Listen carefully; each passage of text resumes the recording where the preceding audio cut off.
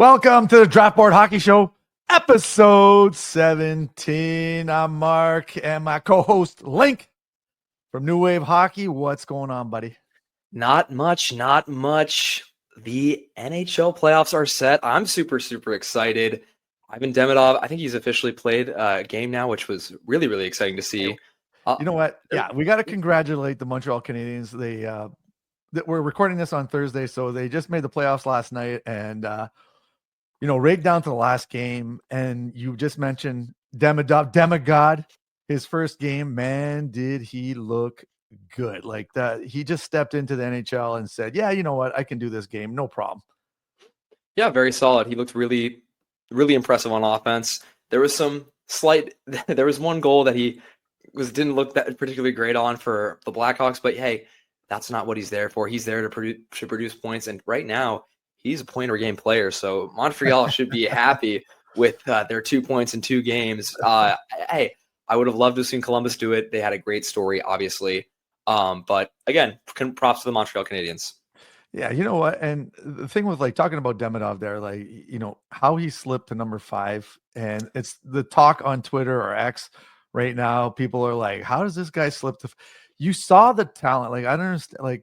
I had him second. I had him ranked second, and only because Celebrini is such a good 200-foot player. The kid is unreal at all facets of the ice.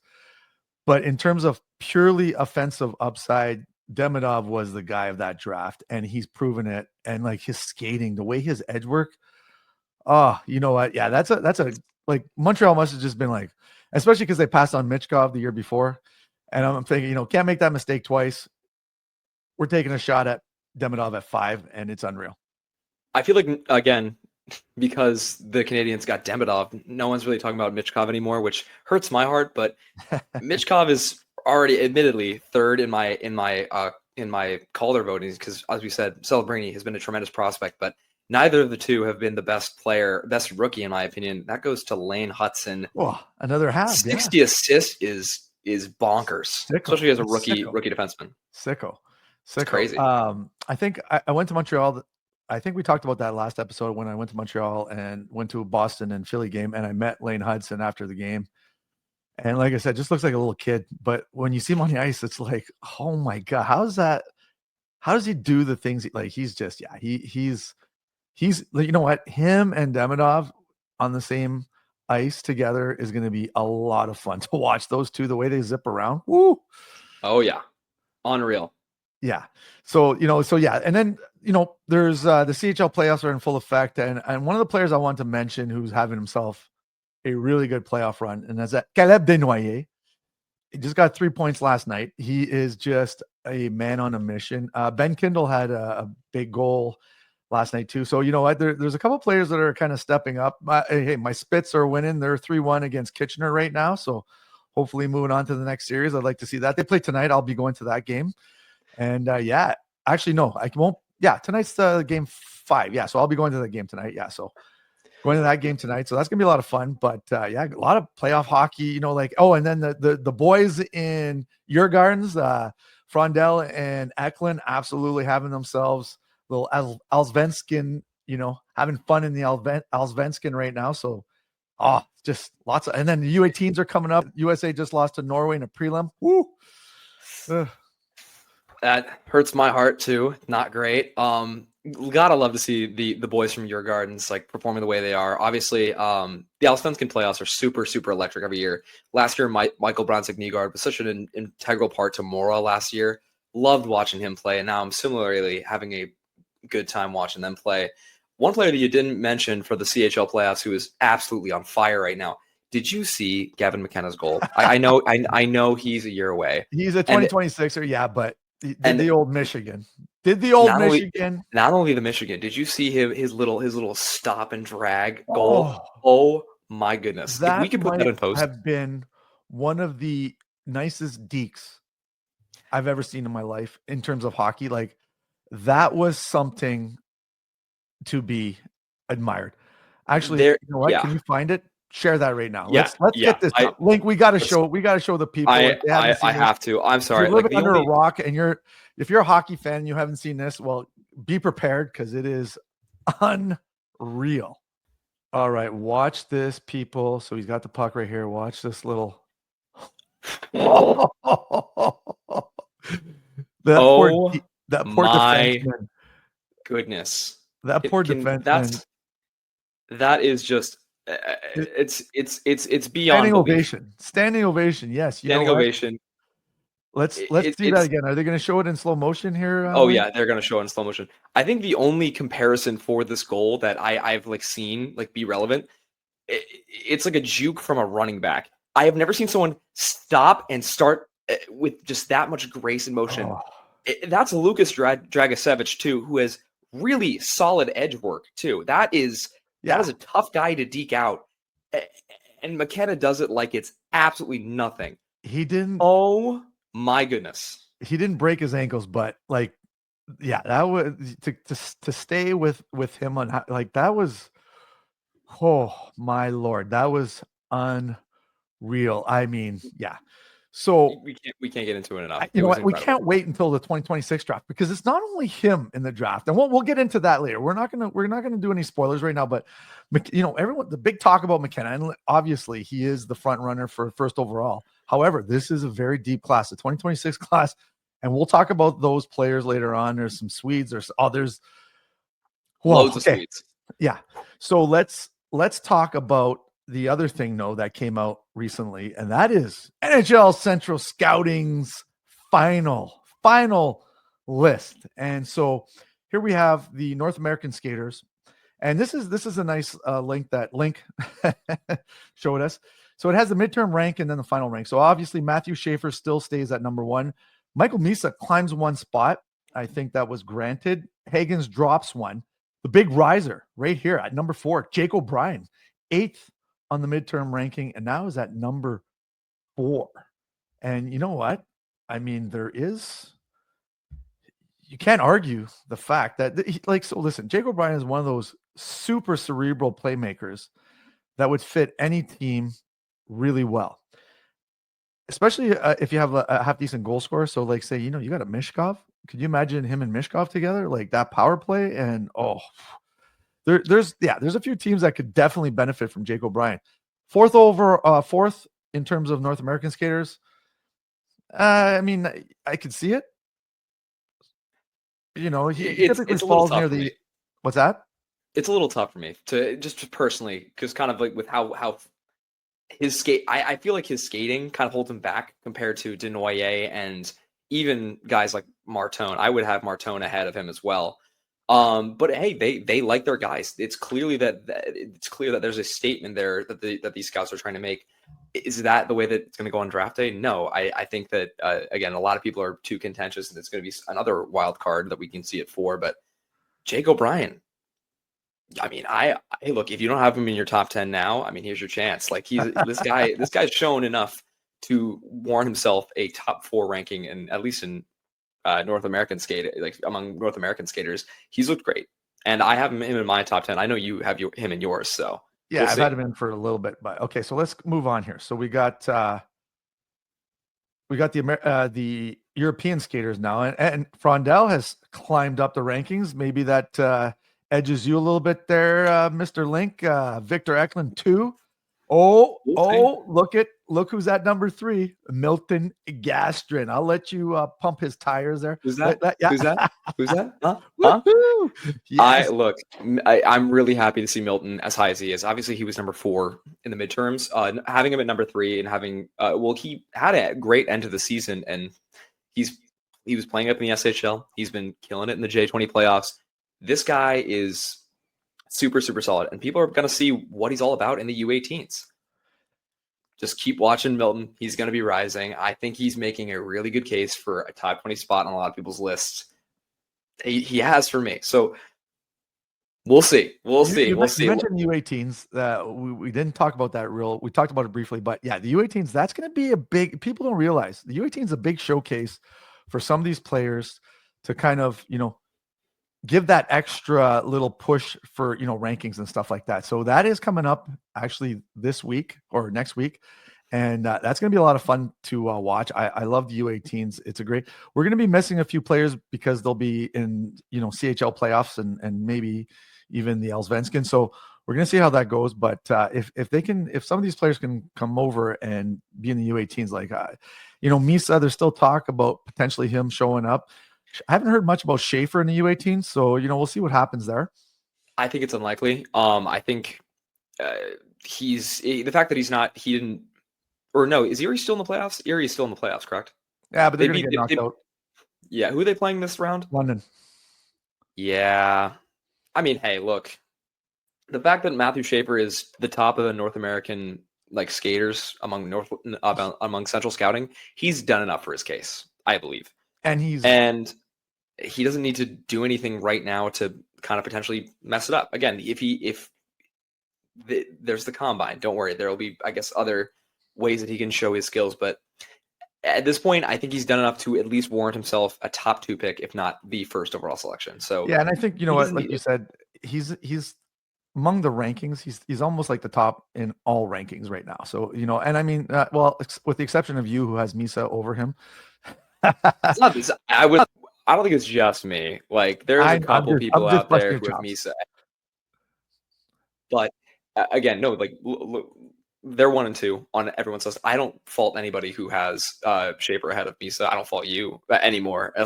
Because I remember I gave you crap early on in the season.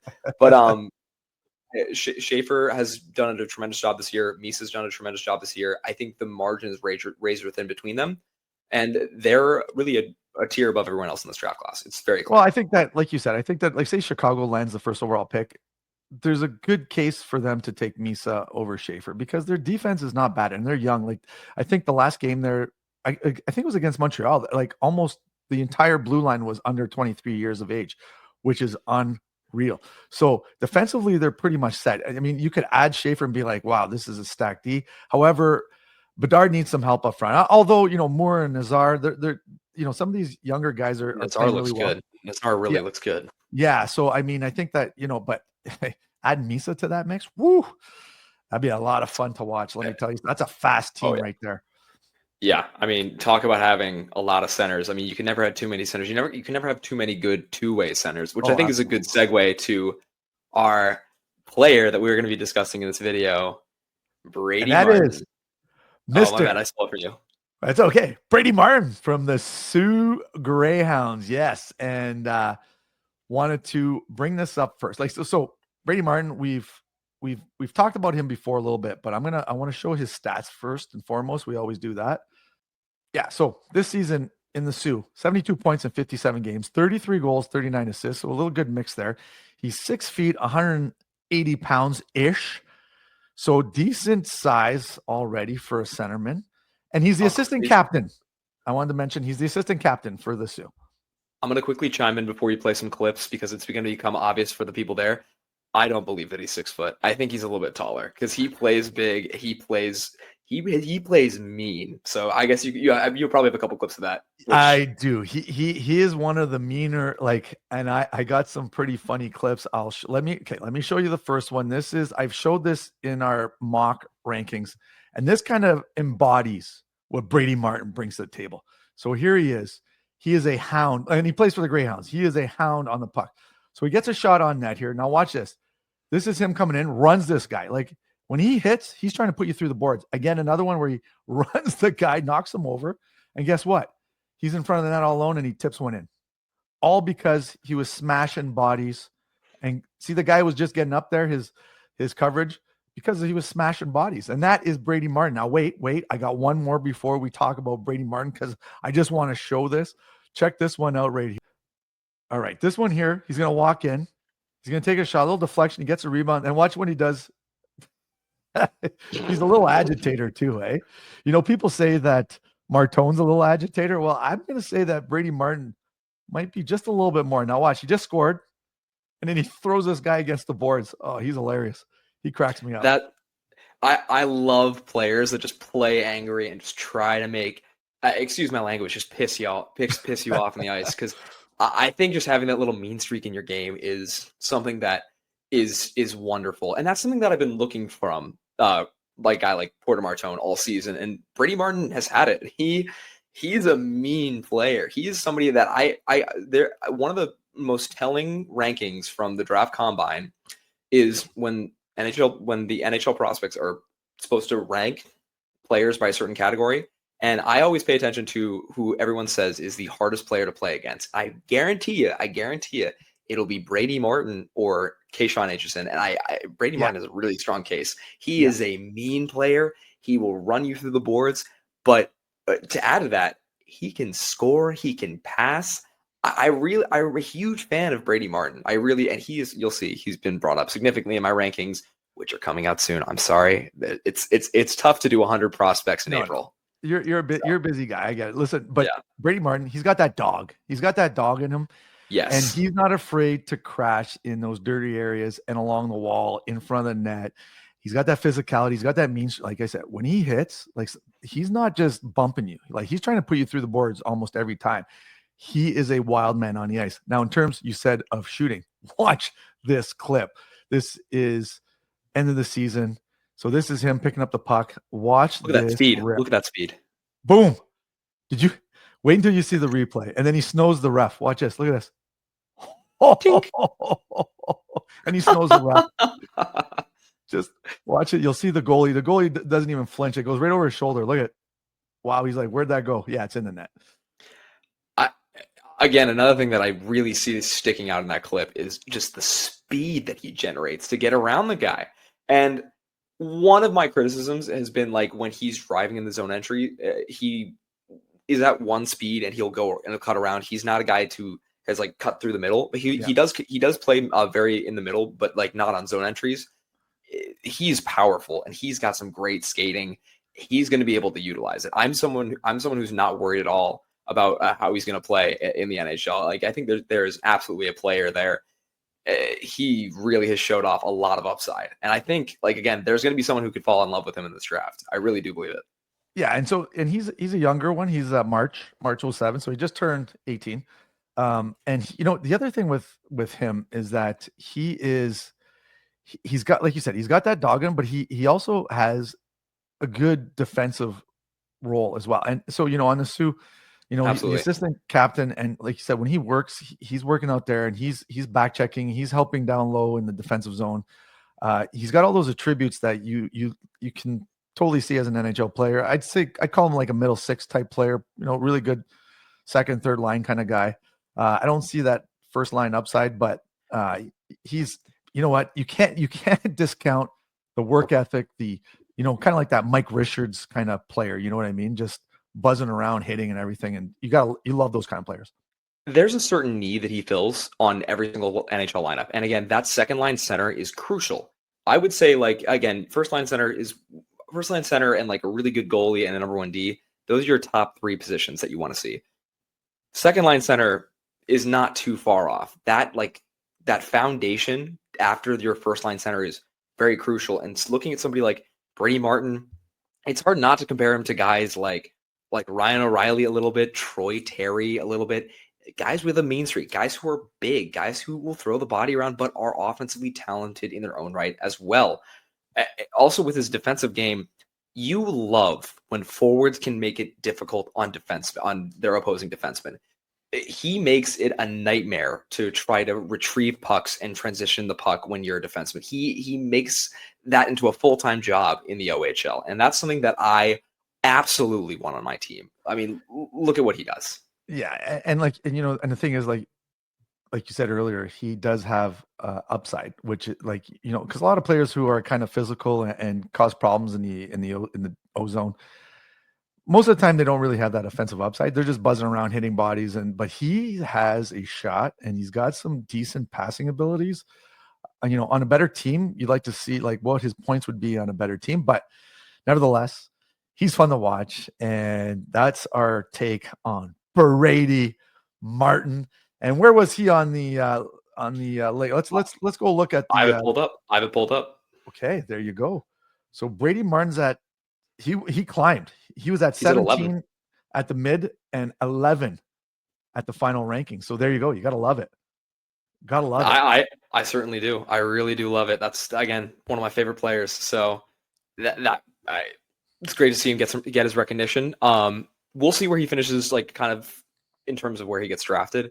I really think he's going to go top 15, like lock it in. Like I really have a hard time seeing him fall past maybe even 12 sometimes. Like again, I won't rank him as high as 12, but someone could totally fall in love with a guy like Brady Martin. Absolutely. I love it. All right. What's next? You know what's coming. We got the follower questions. I got to get like a little intro for this, I think, where it's like a little fancy intro for the follower question. I think it'd be a little bit more exciting. Actually, We'll see. Yeah. All right. So the follower, so the first 3 questions here aren't really questions, just kind of summations or, things. So the first one, Nathan is always chiming in. I love it. Nathan, keep the comments coming, the questions. We love it. Mark referenced Star Wars. So he wants to know prequels or sequels. Linc, what's your take on that? I mean, you're a young guy, so you probably don't even. Oh, I've watched Star Wars. Come on. So I've watched Star Wars. The old school or the new school? I know it's going to be different from you. I'm not going to lie to you. I'm a huge fan of Anakin Skywalker. I think Darth Maul is really cool. When I was a kid, I always loved to watch like episodes 1 and 3. So I'm going to have to go with the prequels. And I know that's controversial, but guess what? I've made controversial statements throughout the entirety of this podcast. Yes, I'm going to go with the sequels. The sequel, Star Wars, The Empire Strikes Back, and the Return of the Jedi. Like those were listen, those came out in like 70s and 80s, man. Come on. For that kind of that was way advanced before, CGI and all that stuff. I think no matter where you fall in this debate, we can all agree that those 6 Star Wars movies are fantastic, and then everything after that has been not good. So, we'll agree on that, Linc. All right. So then, are you planning on making a video on Cameron Reid? Absolutely. He's going to be on the list.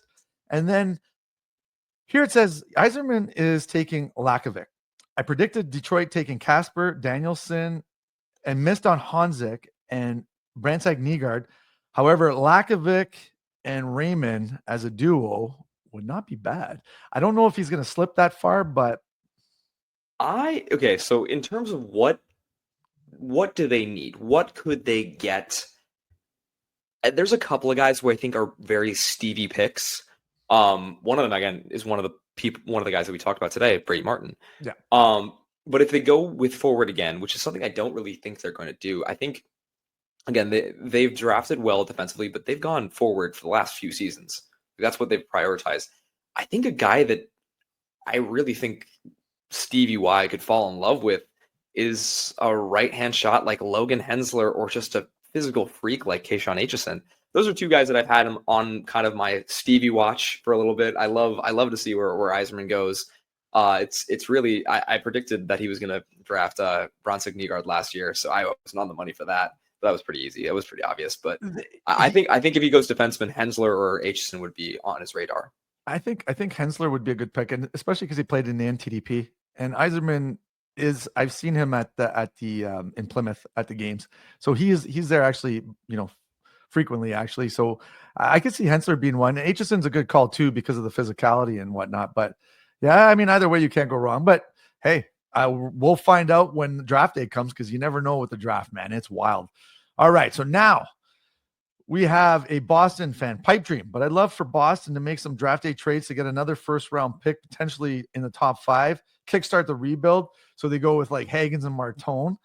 That'd be pretty sweet. As for a question or maybe a show idea, what are some second and third round prospects y'all can see outdoing all expectations in the future?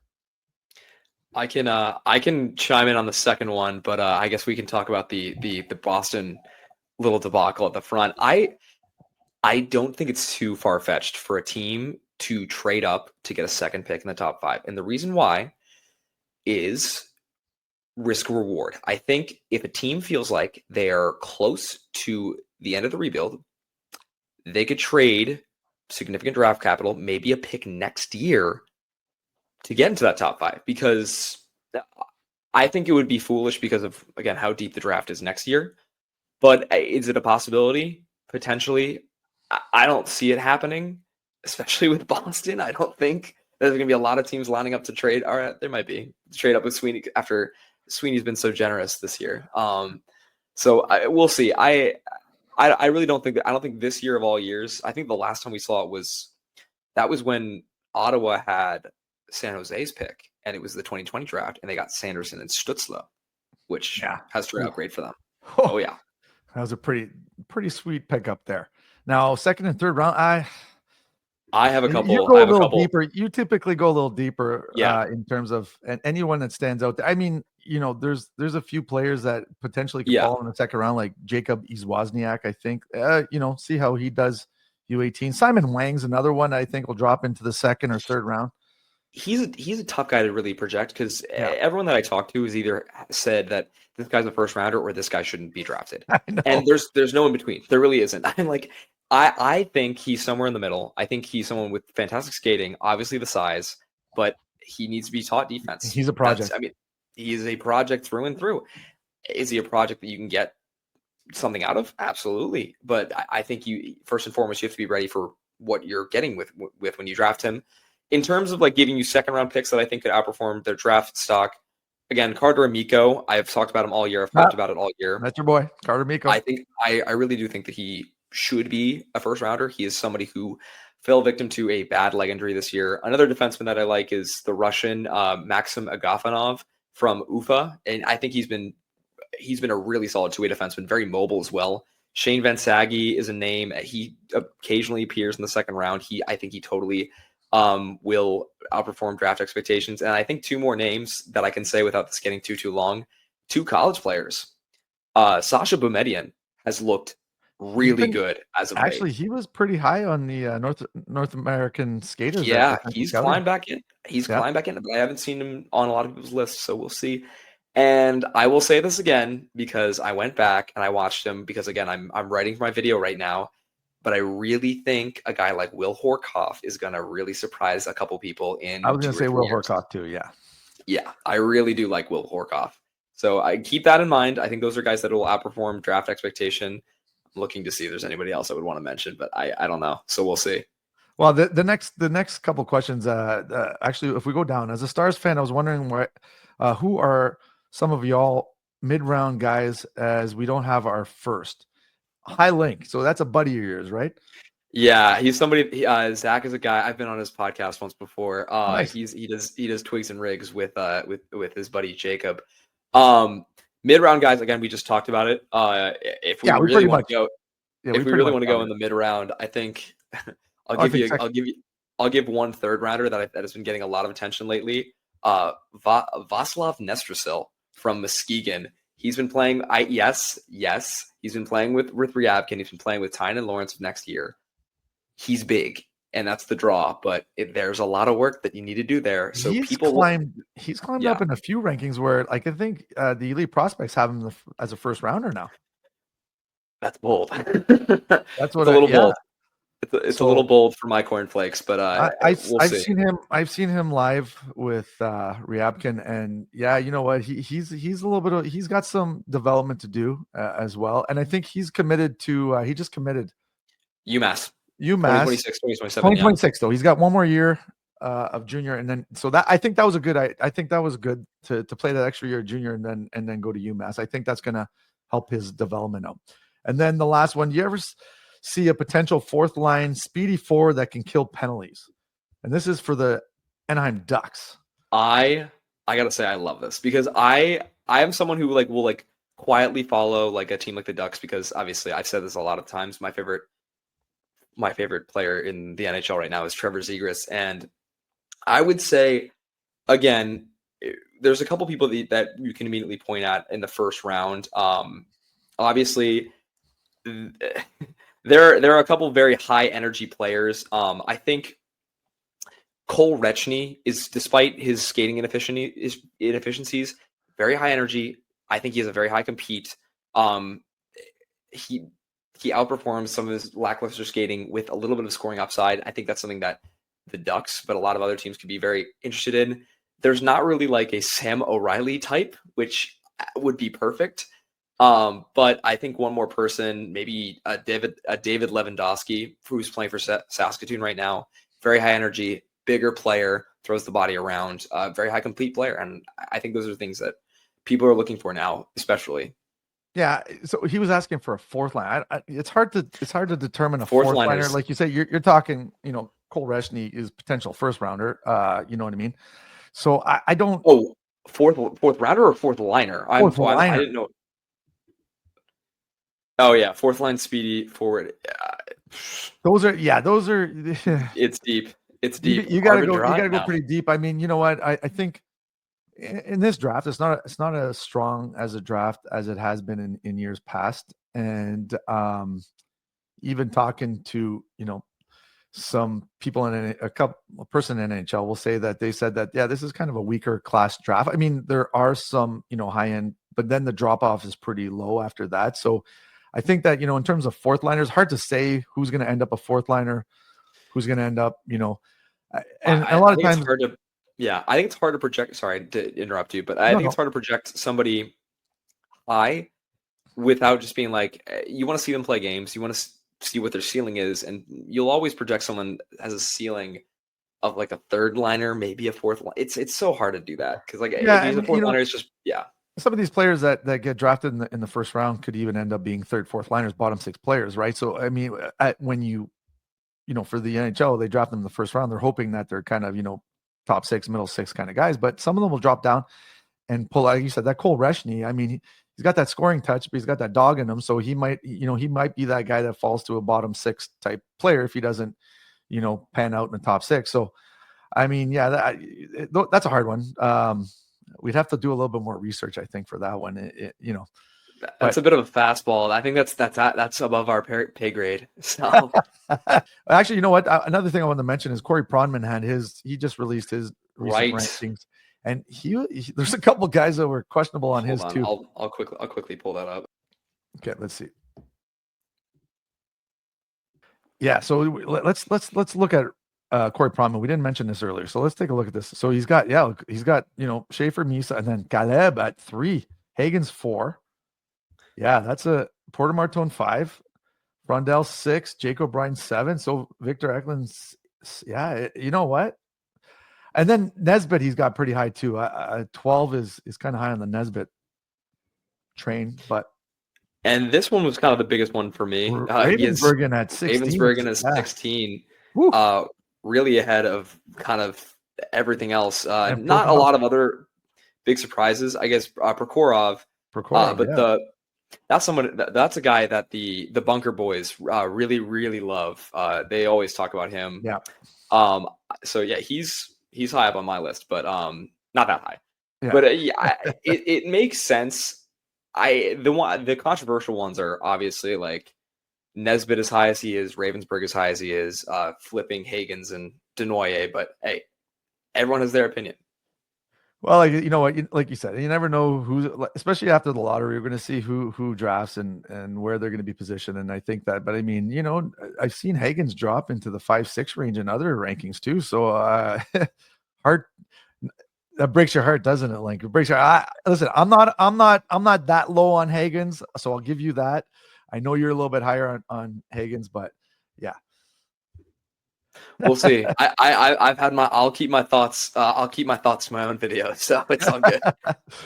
Anyways, that's it for this episode. Everyone, keep asking some questions. We really appreciate that, and it's been a lot of fun. Yeah, more questions, please. More questions, and getting closer to the lottery, I'm sure we're gonna get peppered with some questions, and we love it. We'll try to get as many on as we can, and as always, Linc, have fun in Amsterdam, you animal. It's going to be fun. I forgot to mention that I'm in the Netherlands right now. So great stuff, buddy. And that's it, everyone. We'll see you soon next week.